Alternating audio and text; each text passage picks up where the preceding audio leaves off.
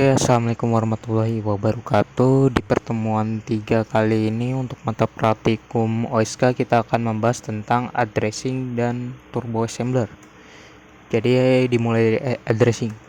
Jadi yang pertama ada gerbang logika inverter, yaitu merupakan gerbang logika dengan suatu sinyal masukan dan suatu sinyal keluaran, di mana sinyal keluaran selalu berlawanan dengan keadaan sinyal masukan. Disebut juga dengan gerbang NOT atau gerbang komplement.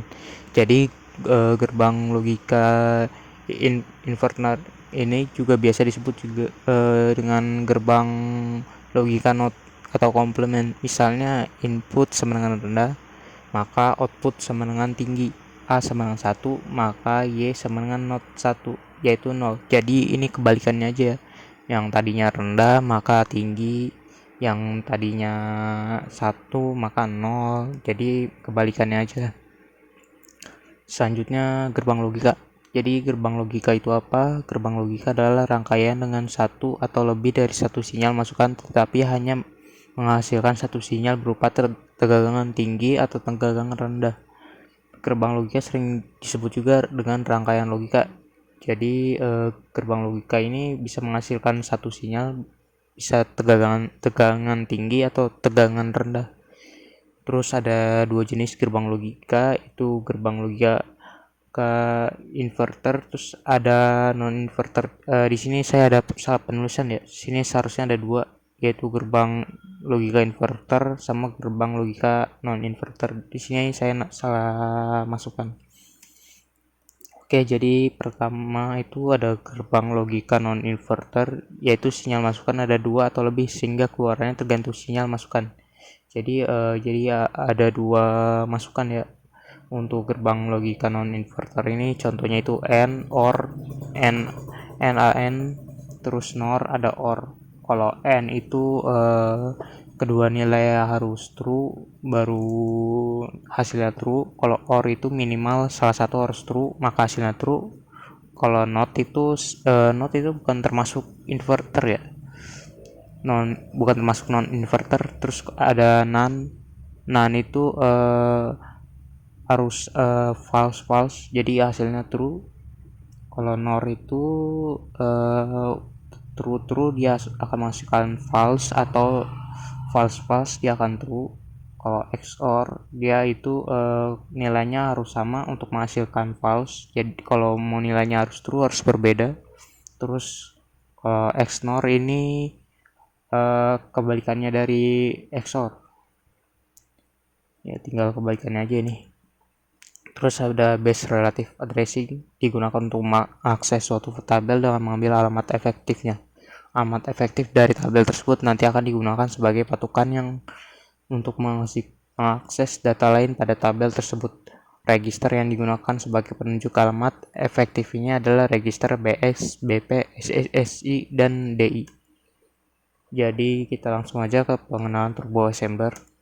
Jadi yang pertama text editor. Jadi penulisan bahasa rakitan dengan TSM dapat menggunakan text editor seperti Edit DOS, Sidekick SK, WordStar, atau word processor yang mempunyai fasilitas pembuatan ASCII. File seperti Word, Perfect, Sprint, dan lain sebagainya. Selain itu dapat menggunakan edit Turbo Pascal atau Turbo C. Namun sledmania.com simpan extension file yang disimpan harus diakhiri .asm bukan pas atau C. Jadi sebenarnya kita kemarin udah pernah nyoba ya menggunakan VS Code dan filenya itu diakhiri dengan ekstensi atau format .asm. Jadi kemarin sebenarnya di pertemuan sebelumnya kita sudah pernah nyoba.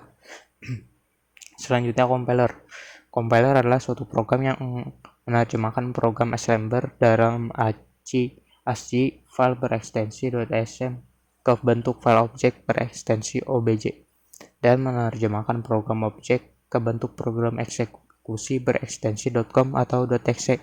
Untuk mengcompile source file, misalnya file coba.asm menjadi file objek dengan ekstensi obj sledmania.com atau bentuk program ekstensi .com atau .exe dapat menggunakan file tsm.exe. Jadi compiler ini penerjemah untuk menerjemahkan program assembler kita dalam ASCII file. Jadi yang seperti kemarin kita pernah nyoba ya. Jadi pertama tsm, terus nama filenya .asm, terus habis itu telling.obj.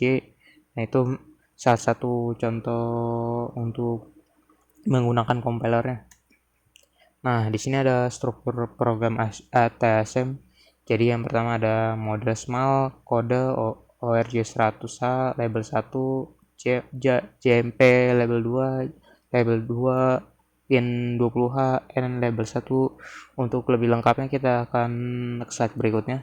Yang pertama ada mode SMAL. Jadi tanda direktif ini digunakan untuk memberitahu kepada assembler bentuk memori yang digunakan oleh program. Jadi mode small ini bentuk memorinya itu small, kecil ya. Jadi mungkin ada varian lainnya. Terus kode tanda direktif ini digunakan untuk memberitahu kepada assembler bahwa kita akan memulai menggunakan kode segmennya. Di sini kode segmen ini digunakan untuk menyimpan program yang nantinya akan dijalankan. Jadi untuk menyimpan program yang akan dijalankan itu ditulis di bawahnya kode. Terus ada ORJ100H pada program COM. Perintah ini akan selalu digunakan. Perintah ini /mania.com digunakan untuk memberitahukan assembler supaya program pada saat dijalankan di load ke memori diletakkan pada offset ke 100H 256 byte.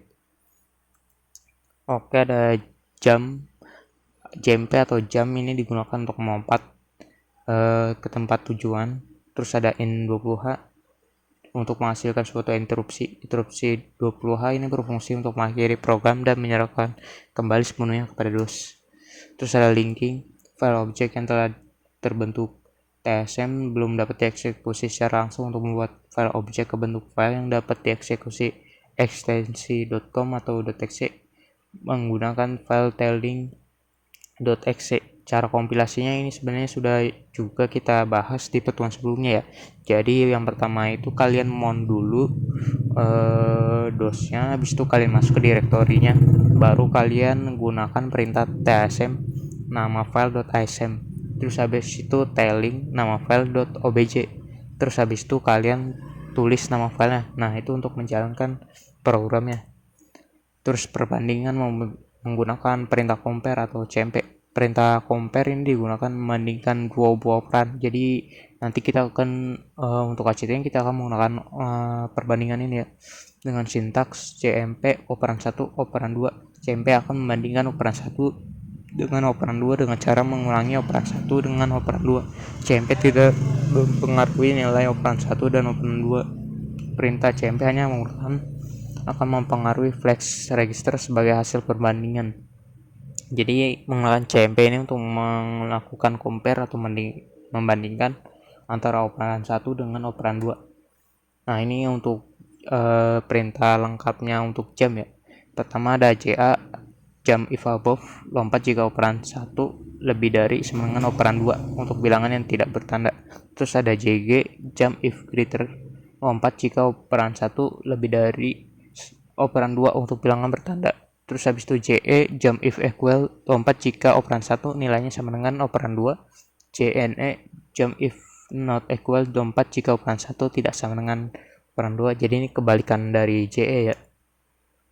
Terus ada lebih lengkapnya itu ada JB, lompat jika operan 1 kurang dari operan 2 untuk bilangan tidak bertanda. JL, lompat jika operan 1 kurang dari operan 2 untuk bilangan bertanda. JBE, lompat jika operan 1 kurang dari sama dengan operan 2 untuk bilangan tidak bertanda. Terus JLE, lompat jika operan 1 kurang dari sama dengan operan 2 untuk bilangan bertanda. Terus habis itu JAE, lompat jika operan 1 lebih dari sama dengan operan 2 untuk bilangan tidak bertanda.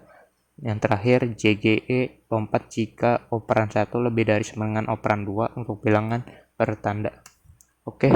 Mungkin selanjutnya kita akan membahas tentang ACT ya.